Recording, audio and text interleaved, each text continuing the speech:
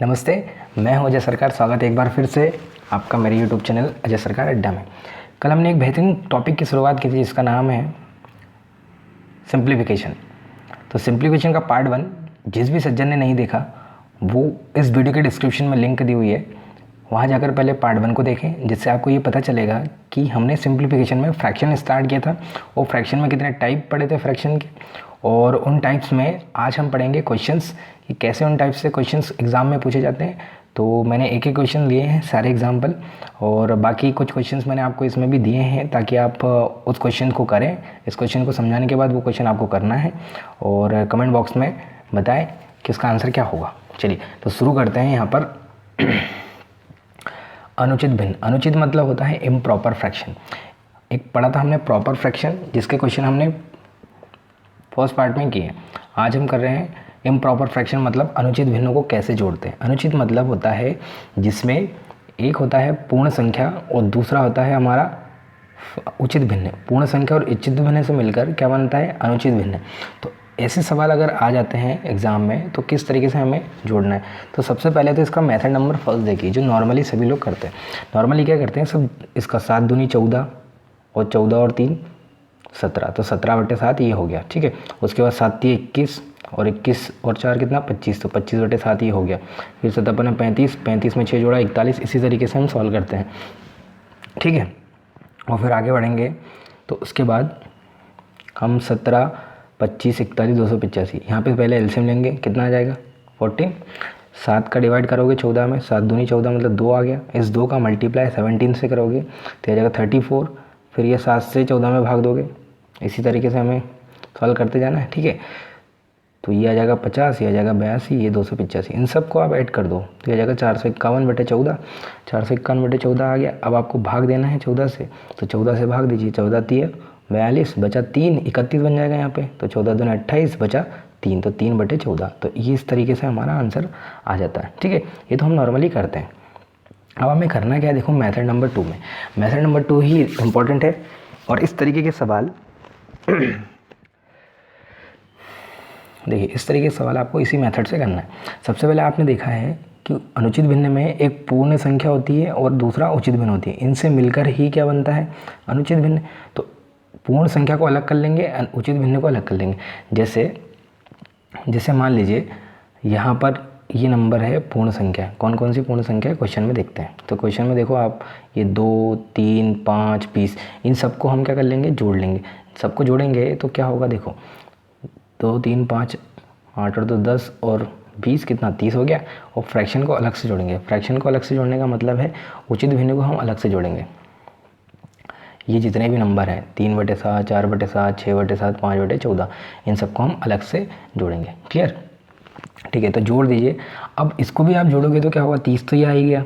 अब इसमें यहाँ पर हमने क्या लिया था, ये जो डिनोमिनेटर है यहाँ पे, या तो आप एलसीएम ले लो 14, या फिर मैंने आपको बोला था पहले पार्ट में कि अगर फ्रैक्शंस को जोड़ना है तो हम क्या करें, इसका जो नीचे वाला नंबर है उसको सेम कर लेते हैं, मतलब डिनोमिनेटर को सेम कर लेते हैं। डिनोमिनेटर सेम करने का मतलब है ये 7 है, 7 है, 7 है, 14 है, तो 14 बना लो सबको।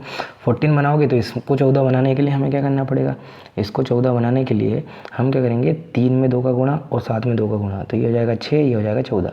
4 में 2 का गुणा ये हो जाएगा 8, 7 में 2 का गुणा 14, 6 में 2 का गुणा 12, 7 में 2 का गुणा 14। इसी तरीके से डिनोमिनेटर आप देख रहे हो सबका सेम हो गया। जैसे ही सेम हो जाए तो एक बार लिख दो 14, ऊपर वाले को जोड़ लो 6 और 8, 14, 14 और 12 कितना 26, ठीक है। और उसके बाद 26 में 5 जोड़ोगे तो एक आ जाएगा 31/14। इस तरीके से हमें सॉल्व करना है, ठीक है। अब आगे मुझे बताओ, 30 तो ऑलरेडी चल ही रहा है, 31 में 14 से भाग दोगे तो 14 दूनी 28 बचा 3, 3 में भाग नहीं जाएगा इसलिए 3/14। अब आपको मालूम है कि ये जो था 30, ये पूर्ण संख्या थी। अब देखो ये वाला जो नंबर है इसमें 2 भी एक पूर्ण संख्या, तो पूर्ण संख्या को जोड़ लो, 30 और 2 कितना हो गया 32, और उचित भिन्न ये है 3/14। तो पूर्ण संख्या और उचित भिन्न मिलकर ये बन गया अनुचित भिन्न। तो आंसर इसका अनुचित भिन्न ही आएगा, मतलब 32 से ही 3/14 इस सवाल का आंसर हो गया, ठीक है। तो इस मेथड को तो हमने समझ लिया है। अब इसी तरीके से आपको करना है जितने भी अनुचित भिन्नों के क्वेश्चंस आएंगे, ठीक है।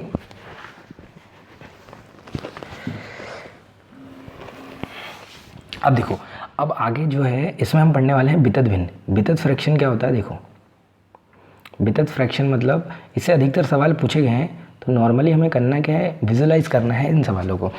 ऐसी शॉर्ट ट्रिक कुछ है नहीं इसकी, ठीक है। हमें ज़्यादा वो भी नहीं करना है, हमें क्या करना है, स्पीड को मेंटेन करना है। स्पीड तेज़ रखेंगे, हम विजुलाइज करेंगे तो हमारा कैलकुलेशन माइंड में होगा। देखो कैसे, ये सवाल दिया हुआ है, ये पूरा का पूरा सवाल है। अब जब पूरा का पूरा सवाल है और ये मेन ये डिवाइड वाला है, ठीक है, इसके अपॉन में ये सारी चीज़ें हैं, 1 फिर प्लस फिर 2 फिर ये पूरा डिवाइड है, फिर 1 + 4/5।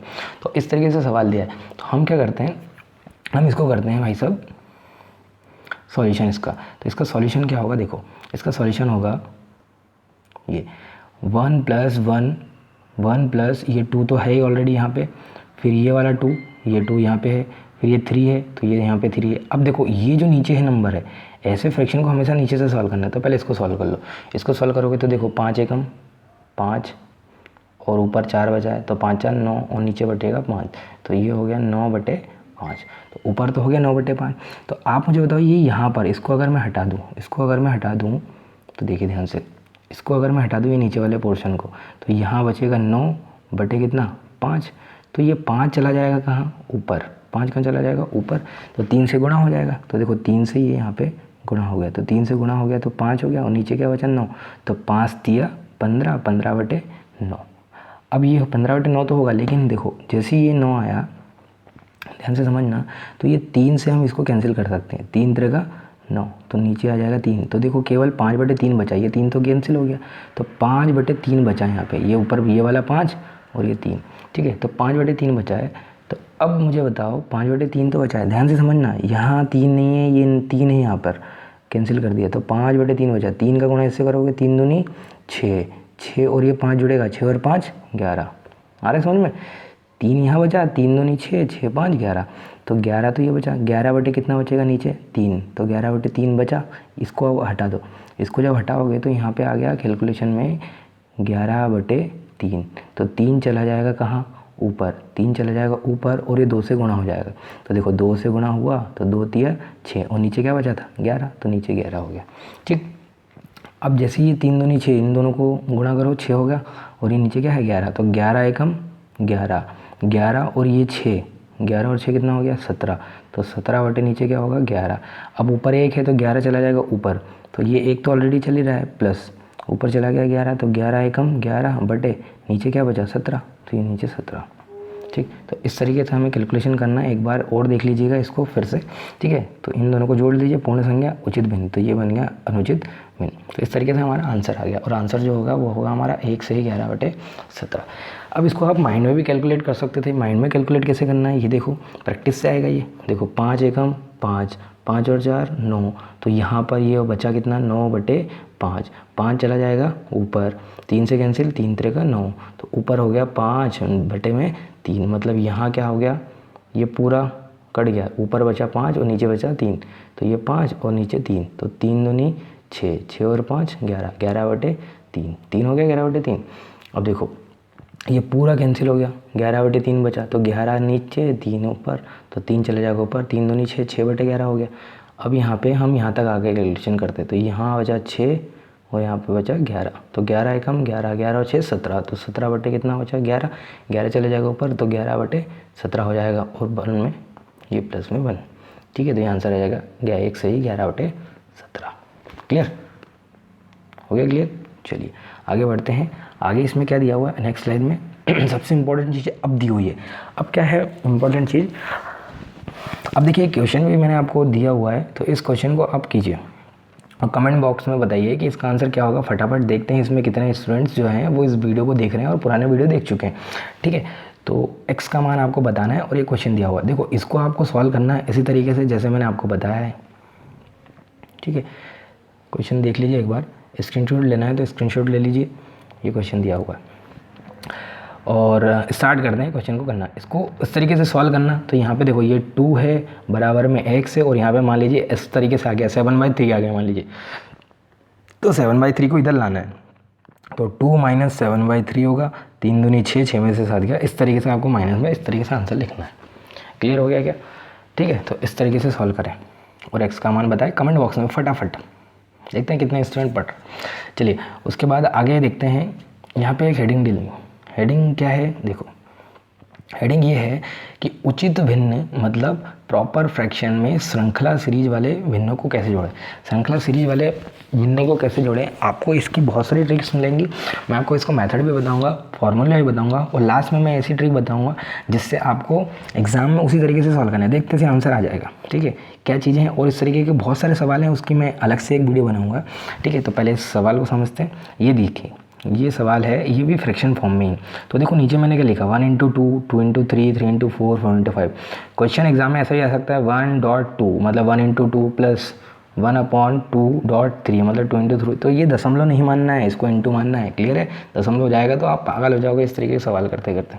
चलिए आगे बढ़ते हैं, तो सॉल्यूशन की ओर आते हैं। तो मेथड नंबर फर्स्ट देखो, इसमें क्या किया हमने, इसका गुणा कर दिया, 3 दूनी 6, 4 तिया 12, 4 पंजे 20। तो इस तरीके से गुणा करने के बाद हमने यहाँ पे एलसीएम ले लिया। एलसीएम लिया तो देखो एलसीएम 60 आ गया। इस तरीके से कैलकुलेट करोगे 48/60 आप कर लेना, ये आपको पता है। तो ये आंसर आ गया कितना, 4/5। 12 से कैंसिल कर दिया, 12 चौके 48, 12 पंजे 60। क्या ये बेसिक चीज़ें हमें पता है। चलो अब देखो मेथड नंबर सेकंड में क्या है। Method number second, method number first का यूज़ करना नहीं है। मेथड नंबर सेकंड देखो क्या है, हमने ये 1 2 3 4 पद हैं, 4 टर्म है। तो इसमें ये वाले नंबर लिखा हमने, इसको बोलते हैं हम फर्स्ट टर्म, 1/1 मतलब छोटा नंबर पहले लिख रहे हैं और बड़ा नंबर बाद में, फिर छोटा नंबर फिर बड़ा नंबर, फिर छोटा फिर बड़ा, फिर छोटा फिर बड़ा। ठीक है, तो ये है हमारा छोटा नंबर वाला फर्स्ट टर्म, और लास्ट में जो है बड़े नंबर के साथ है वो हमारा लास्ट टर्म है, मतलब T1 T2 हम उसको बोल सकते हैं। अब देखो फर्स्ट टर्म T1 और लास्ट टर्म ये सेकेंड टर्म हो गया T2, और ये जो है डिफरेंस है, ये 1 और 2 का डिफरेंस 1 है, 2 और 3 का 1 है, सबका डिफरेंस देखो एक ही है, तभी तो सीरीज चल रही है। ठीक है, तो अब डिफरेंस भी आ गया। अब करेंगे कैसे, फॉर्मूला बेस्ड। फॉर्मूला ये है कि इसके इक्वल में होगा 1/D और 1/T1 माइनस 1/T2। 1/D मतलब 1 डिफरेंस, और 1/T1 मतलब पहला टर्म, और 1/T2 मतलब अंतिम पद वाला। तो इसमें हम वैल्यू पुट करते हैं। इसमें वैल्यू पुट करोगे तो देखो, इसमें वैल्यू पुट करोगे तो क्या आएगा, वैल्यू पुट करोगे डिफरेंस हमें मालूम है कितने का है, यहाँ पर 2 और 3 में 1 का, या 1 और 2 में 1 का। ठीक है, तो 1/1 आ गया। 1/T1 मतलब ये 1/T1 मतलब 1/1 आ गया। ठीक है, 1/T2 मतलब ये आ गया 1/5, तो ये 1/5 आ गया माइनस में। इसको सॉल्व करोगे तो ये आ जाएगा, देखो बाहर 1 है, अंदर भी 1 बचा, 1/5 बचा, तो 5 एकम 5, 1 गया तो 4/5, ये आंसर आ गया। क्लियर है, मेरे ख्याल से सभी को क्लियर हो रही है चीज़ें। हम अब आते हैं उस मेथड पर जिसकी हमें दरकार है, और इसी मेथड से हमें करना है। इसमें ज़्यादा माता बच्ची हमें करना नहीं है। ठीक, तो आप मुझे बताओ, हमने सारे टर्म्स देख लिए, तो सारे टर्म्स कितने हैं, ये 1 2 3 4। ठीक है, इन सबको लिख लिया। अब आपको कुछ नहीं देखना है, पहले टर्म्स में ये वाला, ये इसमें छोटा फैक्टर जो है 1 है, और आखिरी टर्म में जो बड़ा फैक्टर है वो कितना है, 5। इसका एक और तरीका है, लेकिन वो नहीं, मैं आप इसी तरीके से करें, बहुत ईजी लगेगा। ठीक है, तो 4 × 5 हो गया। ठीक, अब आप क्या करें कि इसका बड़ा नंबर कौन से का, लास्ट वाले का बड़ा नंबर और पहले वाले का छोटा नंबर, इन दोनों का गुणा करें, तो 5 एकम 5। तो ये आपने नीचे लिख दिया, और मैंने यहाँ पे हिंदी में भी लिख दिया है कि पहले टर्म का छोटा नंबर, मतलब ये जो टर्म है इसका छोटा नंबर 1 हो गया, गुणा अंतिम टर्म का बड़ा नंबर, अंतिम टर्म ये पूरा हो गया, और इसका बड़ा नंबर क्या है 5। इन दोनों का गुणा करना है, तो 5 एकम कितना हो गया 5। आ रहा समझ में, तो 5 और 1 का गुणा किया, 5 एकम 5 आ गया। अब आपको टर्म्स गिनना, 1 2 3 और 1 4, तो ऊपर 4 लिख देना है, ये आंसर आ गया। कितने पद हैं, मतलब 1 2 3 और 1 4, चाहे कुछ भी हो। क्लियर हो गया मेरे ख्याल। ठीक, चलिए, तो इस तरीके के और भी सवाल हैं, जैसे ऊपर 3 हो, 4 हो, 5 हो, 6 हो, 7 हो, माइनस में हो, प्लस में हो, डिफरेंस 2 हो, सीरीज में, सीरीज मान लीजिए इस तरीके की हो, 1/1 × 2 × 3, ऐसे सारे क्वेश्चन आपके दिमाग में उठ रहे होंगे। लेकिन अभी उठने दीजिए, मैं वीडियो के माध्यम से सारे डाउट्स आपको क्लियर कर दूंगा। अभी केवल आप वो चीज़ें पढ़ें जो मैं आपको अभी पढ़ा रहा हूँ। ठीक, तो बने रहिए मेरे साथ मेरे यूट्यूब चैनल पर। Thank you so much, bye bye, take care, good night, safe, stay home, stay safe, thank you, bye bye.